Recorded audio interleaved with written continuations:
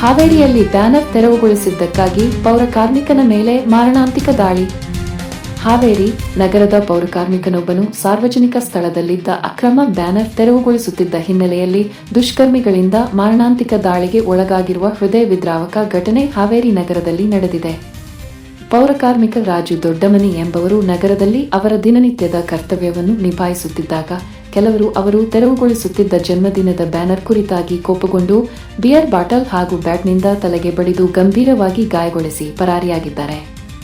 ಈ ದಾಳಿಯ ದೃಶ್ಯಾವಳಿಗಳು ಇದೀಗ ಸಾಮಾಜಿಕ ಜಾಲತಾಣಗಳಲ್ಲಿ ವೈರಲ್ ಆಗಿದ್ದು ಸಾರ್ವಜನಿಕ ಆಕ್ರೋಶಕ್ಕೆ ಕಾರಣವಾಗಿದೆ. ಇದೀಗ ಪೊಲೀಸರು ಪ್ರಕರಣ ದಾಖಲಿಸಿಕೊಂಡಿದ್ದು ಆರೋಪಿಗಳನ್ನು ಪತ್ತೆ ಹಚ್ಚುವ ಕ್ರಮವನ್ನು ತೀವ್ರಗೊಳಿಸಿದ್ದಾರೆ. ಪೌರಕಾರ್ಮಿಕ ರಾಜು ದೊಡ್ಡಮನಿ ಅವರನ್ನು ಸ್ಥಳೀಯ ಆಸ್ಪತ್ರೆಗೆ ದಾಖಲಿಸಲಾಗಿದ್ದು ಅವರು ಚಿಕಿತ್ಸೆ ಪಡೆಯುತ್ತಿದ್ದಾರೆ. ಈ ಸಂಬಂಧ ಪ್ರಕರಣವನ್ನು ಗಂಭೀರವಾಗಿ ಪರಿಗಣಿಸಿರುವ ಪೊಲೀಸರು ಆರೋಪಿಗಳ ಬಂಧನಕ್ಕೆ ವಿಶೇಷ ತಂಡ ರಚಿಸಿದ್ದಾರೆ. ಸಾರ್ವಜನಿಕ ಸ್ಥಳಗಳಲ್ಲಿ ಅಕ್ರಮ ಬ್ಯಾನರ್ಗಳಿಗೆ ಕಡಿವಾಣ ಹಾಕುವ ನಿಟ್ಟಿನಲ್ಲಿ ಪೌರಕಾರ್ಮಿಕರು ಮುಂದಾಗಿರುವ ಸಂದರ್ಭದಲ್ಲಿ ಇಂತಹ ದಾಳಿಗಳು ನಡೆದಿದೆ ಎನ್ನುವುದು ದುಃಖದ ಸಂಗತಿ.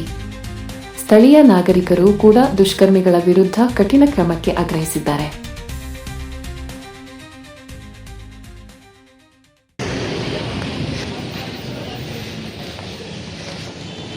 Kailan